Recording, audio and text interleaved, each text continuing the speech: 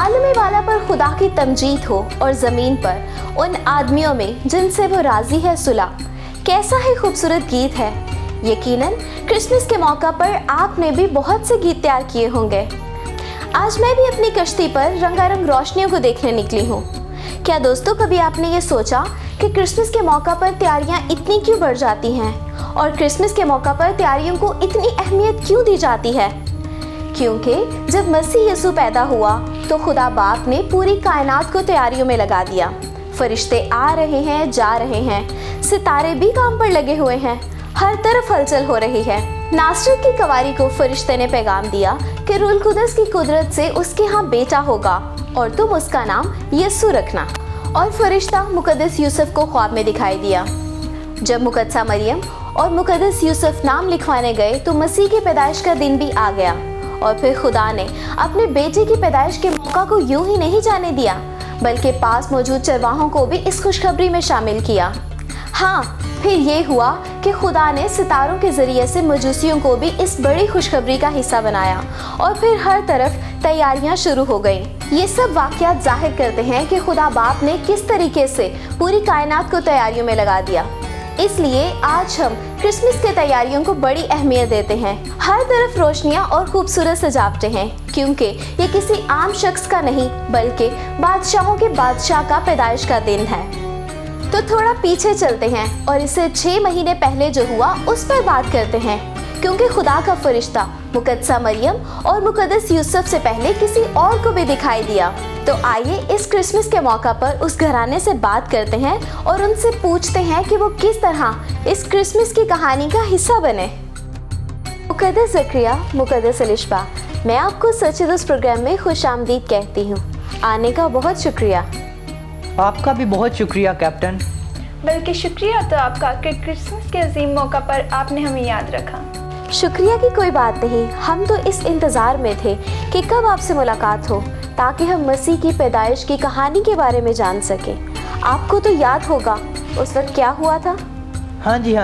तो कैप्टन, हम दोनों मियाँ बीवी काहिनों के घराने से हैं, यानी हारून की नस्ल से। और आप जानती होंगी कि हारून की नस्ल के मर्द काहिन होते हैं। ओह अच्छा। मुकद्दस ज़करिया, मैं आपको काहिन के ताल्लुक से एक सवाल पूछना चाहूँगी। जैसा कि मैंने बाइबल मुकद्दस में पढ़ा है कि लावी के कबीले से काहिन मुकर्रर किए जाते थे और फिर सरदार काहिन भी। तो क्या ये एक ही होते थे या अलग अलग? बहुत अच्छा सवाल पूछा आपने कैप्टन। ये खुदा का हुक्म था कि इसराइल के 12 कबीलों में से लावी के कबीले से खास मर्द काहिन होने के लिए चुने और मुकर्रर किए जाएं, जिनमें लावी के कबीले के बाकी लोग कुर्बानियों को तैयार करते और मुकद्दस जगह की सफाई करते, जबकि जो काहिन होने के लिए मुकर्रर होते वो कुर्बानियाँ चढ़ाते और दूसरी रस्में अदा करते थे। और एक सरदार काहिन मुकर्रर किया जाता जो मुकद्दस का मुख्तार यानी निगरान होता था, और वही वाहिद शख्स था जो हैकल के अंदरूनी हिस्से यानी पाकतरीन मुकाम में दाखिल हो सकता था, जहाँ खुदा सुकूनत करता था। अच्छा, तो मुकद्दस ज़करिया, इससे जाहिर होता है कि काहिन भी पाक तरीन मुकाम में नहीं जा सकते थे। जी कैप्टन, पाक तरीन मुकाम से पहले एक और मुकाम था जो पाक मुकाम कहलाता था। वहीं पर बखूर जलाने का मज़बा होता था, और यही वो मज़बा था जहाँ पर मैं बखूर यानी खुशबू जला रहा था। जी हाँ, मैंने बाइबल मुकद्दस में पढ़ा है। आप मुझे इसके बारे में मज़ीद बता सकते हैं? जी क्यों नहीं।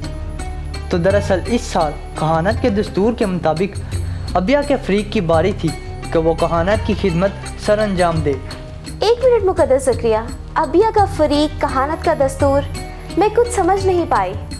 कोई बात नहीं कैप्टन। तो जैसा मैंने बताया कि हारून की नस्ल के मर्द काहिन होते थे, दाऊद बादशाह ने उन्हें 24 फरीकों में तकसीम किया था, और हर फरीक अपनी बारी पर हैकल में खिदमत को सरअंजाम देता था, और अबिया 8वें फरीक का सरबराह था। ओह अच्छा, अब मैं समझी। तो इसका जिक्र बाइबल मुकद्दस में पहली तवारीख उसका 24वां बाब और उसकी 10वीं आयत में है। जी कैप्टन, मानना पड़ेगा, आप काफ़ी ज़हीन हैं। बहुत शुक्रिया मुकद्दस ज़करिया। तो इस दफ़ा जब मुकद्दस अबिया के फरीक काहिनों के लिए कुरा डाल रहे थे तो इस बार आपका नाम निकला। बहुत खूब। जी कैप्टन, اور میں دستور کے مطابق خوشبو جلا رہا تھا کہ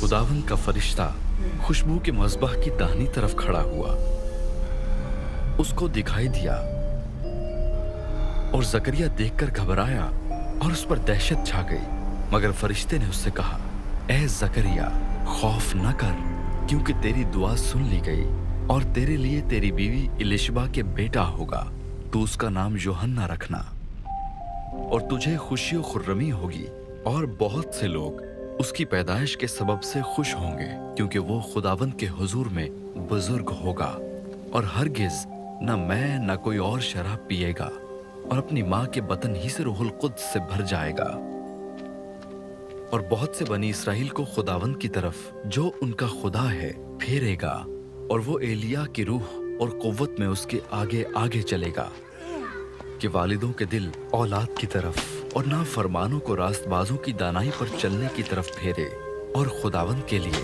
ایک مستعد قوم تیار کرے۔ زکریا نے فرشتے سے کہا، میں اس بات کو کس طرح جانوں، کیونکہ میں بوڑھا ہوں اور میری بیوی عمر رسیدہ ہے؟ فرشتے نے جواب میں اس سے کہا، میں جبرائیل ہوں جو خدا کے حضور کھڑا رہتا ہوں، اور اس لیے بھیجا گیا ہوں کہ تجھ سے کلام کروں اور تجھے ان باتوں کی خوشخبری دوں، اور دیکھ جس دن یہ باتیں واقع نہ ہو لیں تو چپکا رہے گا اور بول نہ سکے گا، اس لیے کہ تو نے میری باتوں کا جو اپنے وقت پر پوری ہوں گی یقین نہ کیا۔ یہ تو واقعی بہت حیرت انگیز تھا۔ جی بالکل، میں ایک عجیب سی کیفیت میں تھا۔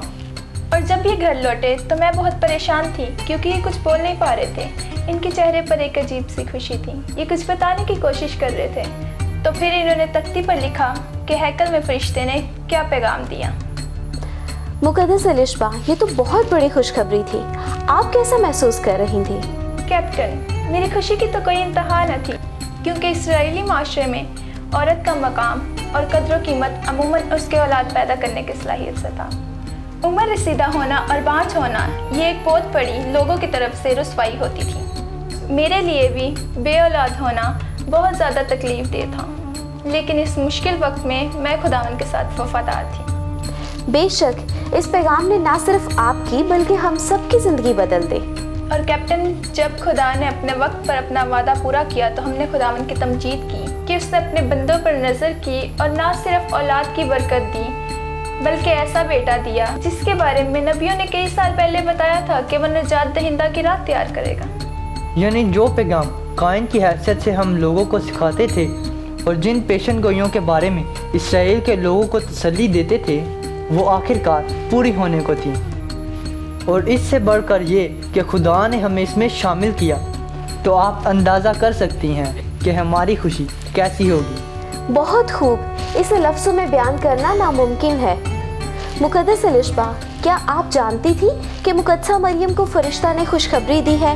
کیونکہ آپ تو رشتہ دار تھے نا؟